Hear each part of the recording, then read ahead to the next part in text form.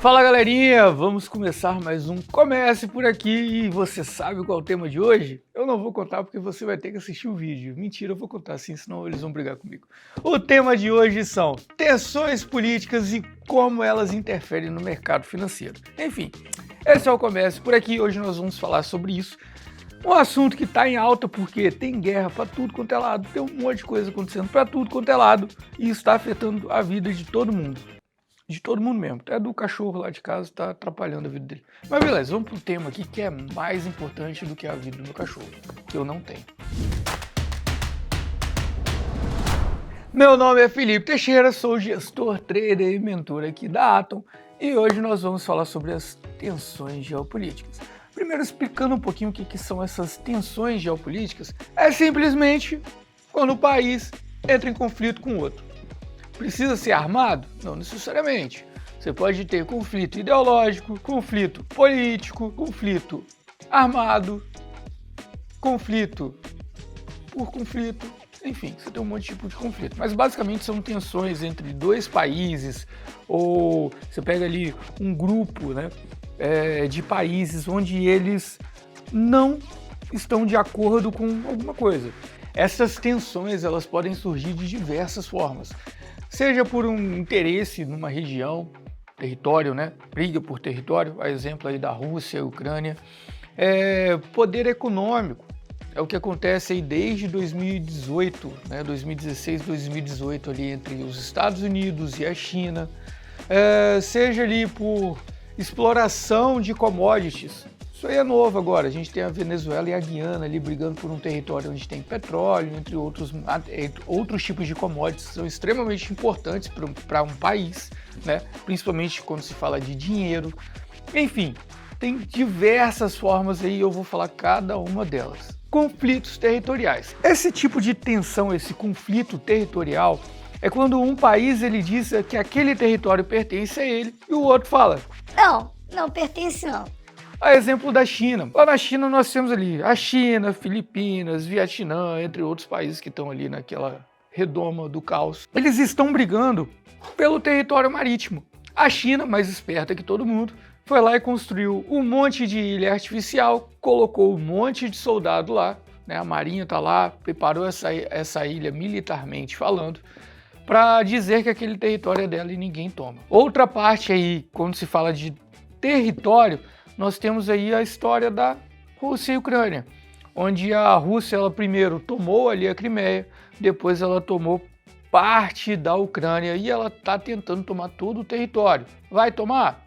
Provavelmente não, mas, né? Isso aí são exemplos de conflitos territoriais e esses conflitos eles podem resultar de ideologia, briga ideológica, ou simplesmente porque aquele território é muito importante, valor cultural, entre outras razões que levem a um país a entrar em conflito.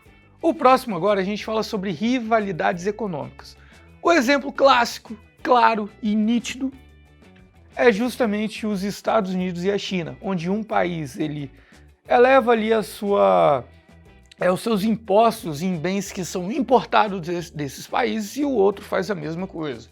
Por exemplo, os Estados Unidos ele pegou e proibiu que empresas chinesas estivessem lá no país, ou que empresas chinesas tivessem acesso à tecnologia americana, seja ela qual for. Da mesma forma, os Estados Unidos, ele tenta ali entrar em outros países onde os Estados Unidos, ele de certa forma domina a economia. Compra uma empresa, compra outra, investe no setor, aí os Estados Unidos vê que a China está agindo dessa forma, ele começa a fazer a mesma coisa também.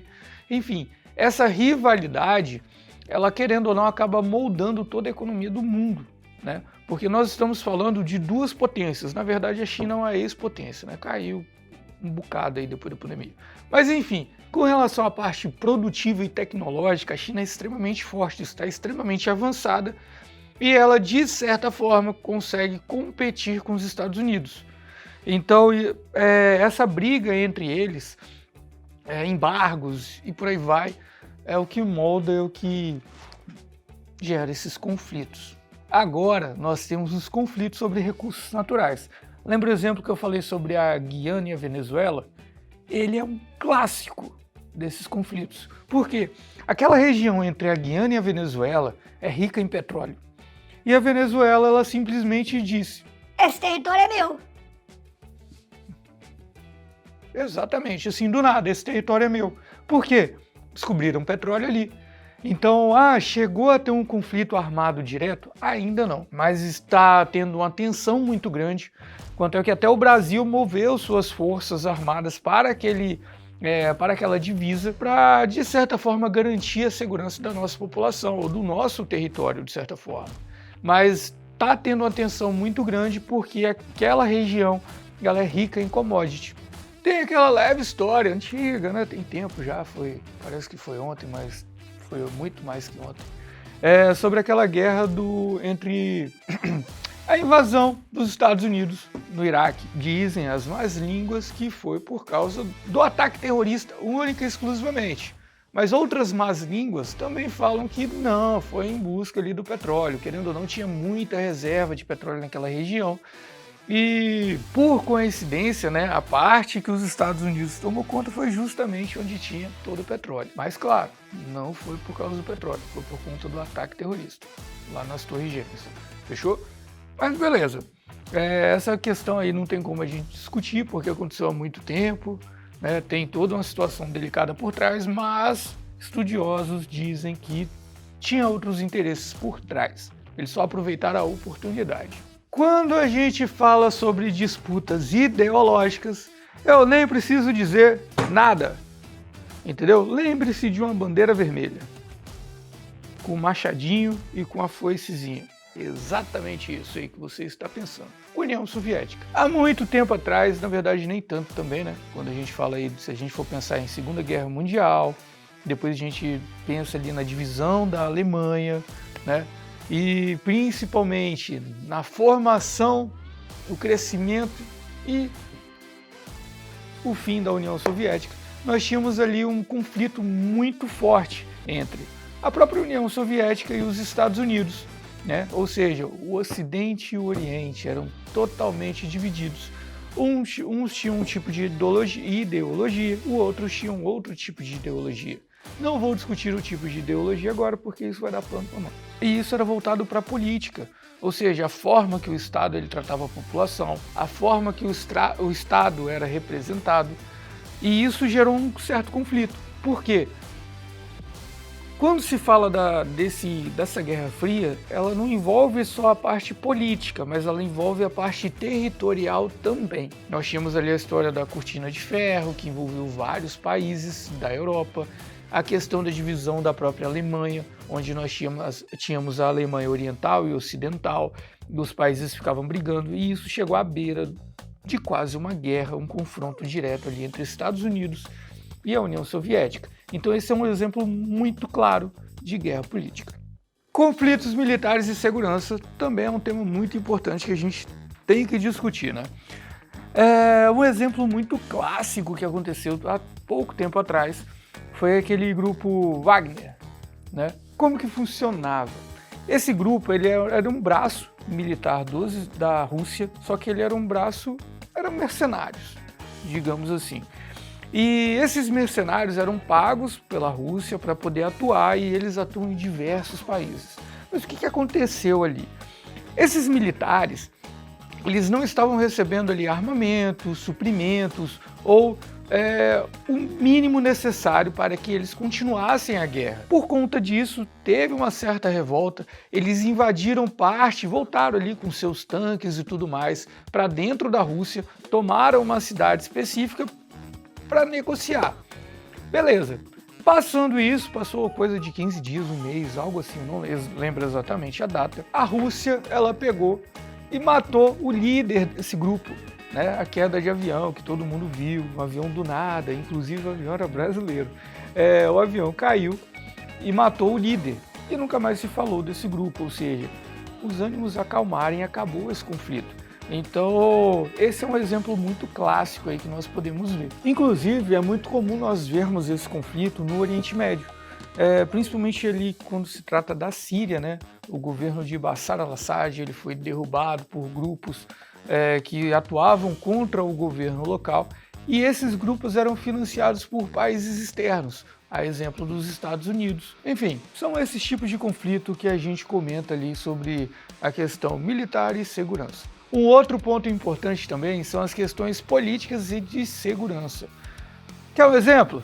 A atividade da Coreia do Norte, testando míssil, passa míssil por cima do Japão, testa bomba de hidrogênio ali, explode uma ilha cá, então fica fazendo ameaças. Outro também que está na listinha ali é o próprio Irã, tá? Tem o programa nuclear do Irã, onde eles estão enriquecendo o urânio e eles não têm autorização para isso.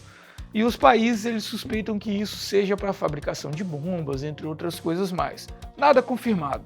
Porém, é meio complicado, né? Então esse tipo de atitude, de tensão é considerado ali política de segurança. Mas beleza, aí você fica se perguntando assim, pô, qual que é o impacto disso no mercado financeiro? Enfim, eu estou aqui para te falar. Chegou a melhor parte, né? Que é a parte que a gente mexe e tudo mais. Beleza. Quando a gente fala de tipos de conflitos, né? Você pega ali um conflito político, ideológico, a exemplo, né, protecionismo ali entre os Estados Unidos e a China. Ambos eles começam a taxar um ao outro. Automaticamente essas taxas elas tornam os produtos mais caros, de difícil acesso, embargos, entre outras coisas. Então você tem uma dificuldade no trânsito econômico, trazendo prejuízo para essas duas principais economias e ao mesmo tempo benefícios, né? Outra coisa, quando nós falamos ali sobre guerra, sobre tensões ali, ameaças de conflito, vamos pegar o exemplo de Israel e Irã. Hoje nós temos ali, de certa forma, uma tranquilidade, porque Israel ainda não respondeu à altura toda a ameaça do Irã, o Hezbollah, entre outros grupos que estão ali à volta. Mas qual que era o medo do mercado e como que isso estava refletindo diretamente? Primeiro, na época que começou o conflito, os índices caíram bastante, o dólar disparou, só que tem um ponto principal, commodity. Na época que começou o conflito com o Hamas e o Irã começou a meter o dedinho lá, nós tivemos um pico gigantesco do petróleo. Por quê? Ali naquela região passa o canal de Hormuz, ou seja, nessa região 30% do petróleo produzido no mundo e consumido passa por lá. E quem tem, assim, de certa forma, um maior domínio? O Irã. E se ele quisesse, ele poderia muito bem fechar aquele canal ou atrapalhar, fazer ataques a navios, né? Ou seja, dificultar o trânsito de commodities no mundo. Quer um outro exemplo que aconteceu um pouco antes? A guerra entre Rússia e Ucrânia. A Rússia e a Ucrânia, aquela região, Bielorrússia ali e tudo mais, eles são os principais exportadores de fertilizante do mundo. Naquela época que teve a guerra e começou os embargos econômicos e tudo mais, o preço do fertilizante disparou. Não tinha fertilizante no mundo. Os países, principalmente nós, que dependemos muito do fertilizante de lá para produção de safras, né? Entre safras e por aí vai, teve muita dificuldade de acesso ao produto. Então isso elevou o preço. Ou seja, o custo de produção estava caro, automaticamente as commodities elas começaram a subir. Olha outro ponto legal. No mercado financeiro nós temos um índice que ele mostra o frete dos navios. Tá? Por conta de todo esse conflito, o frete subiu. Automaticamente o preço de custo de transporte subiu, o preço de tudo subiu. Para você ver como é que isso impacta. O outro ponto também é que quando há conflito, seja ideológico, seja um conflito militar, embargos políticos, enfim, todos esses conflitos eles geram risco. Então, quando nós temos esse risco, nós temos ali fuga de capital e automaticamente as moedas daqueles países tendem a se desvalorizar, principalmente frente ao dólar, né? Então isso aí gera alta de inflação, dificuldade econômica, ou seja, os investimentos que aqueles países tinham para poder crescer, eles começam a sair, os estrangeiros começam a tirar e começam a buscar segurança. Onde eu vou buscar segurança? Estados Unidos, né? Entre outros países. Quer ver um exemplo que eu não citei aqui que é muito legal? Segunda Guerra Mundial, o Japão. O Japão ele não participou direto do conflito quando se trata ali de apoio aos nazistas e tudo mais. Não, sabe qual era o interesse dele? Único e exclusivamente em commodities, ou seja, minério, petróleo, entre outras regiões ali, pedras preciosas, enfim, tudo que ele não tinha, que ele precisava comprar, ele começou a anexar territórios para poder ter essas commodities de forma tipo... Ah, é meu, eu exploro, não tenho que comprar dos outros. Né? Então todos esses conflitos eles impactam diretamente. Então fazendo uma linha de raciocínio, quando eu tenho um conflito, né, fazer isso até o seu prato de comida. Quando eu tenho um conflito externo, muitas das vezes ele vai atuar ali e vai atingir principalmente o petróleo. Se o petróleo sobe, automaticamente o combustível vai subir. Se o combustível sobe, a sua comida ela é transportada, tem frete, o frete vai subir. Automaticamente o preço do alimento que você compra no supermercado ele sobe. Se esse alimento ele sobe, você paga mais caro, ou seja, o seu prato de comida ele se torna mais caro. Então, um conflito que está acontecendo lá do outro lado do mundo, ele vai afetar a sua vida e a vida de todo mundo. Mas assim, para quem está dentro do mercado financeiro, acaba não reclamando tanto. Por quê? Todo esse tipo de situação gera volatilidade. E nós, traders, investidores, gostamos disso, porque é dentro dessa volatilidade que nós lucramos com o mercado financeiro. Então, aconteceu um fato ruim, mercado vai cair, eu vou vender índice e vou comprar dólar, né? Resolveu o conflito, ou saiu uma notícia muito boa, eu vou comprar índice e vou vender dólar. Então a gente consegue lucrar nas duas pontas, e isso é extremamente positivo. Mas assim, não que a gente fique feliz, né, com essas situações ruins que acontecem. Claro, não tem como ficar feliz, mas a gente tem que aproveitar, já que aconteceu essas situações, para surfar no mercado financeiro e fazer dinheiro com isso. Então, a oportunidade está aí. E já aproveitando, se você ainda não entendeu muito bem ou quer se ligar nos feelings de mercado, na sacada ali que nós temos todos os dias, acompanhe o nosso Morning Call. É só você se inscrever aqui na nossa página e todos os dias às 8h30 eu estarei ao vivo para passar todas as notícias sobre tudo o que está acontecendo no mundo e como isso pode influenciar na sua vida no mercado financeiro. Fechou? Então te aguardo lá, viu? Mas enfim, esse foi o nosso Comece por Aqui, espero que você tenha gostado do conteúdo. Se não gostou ou gostou, por favor, deixe o seu like, compartilhe com o seu amigo, se inscreva no nosso canal e bora pro game, galerinha!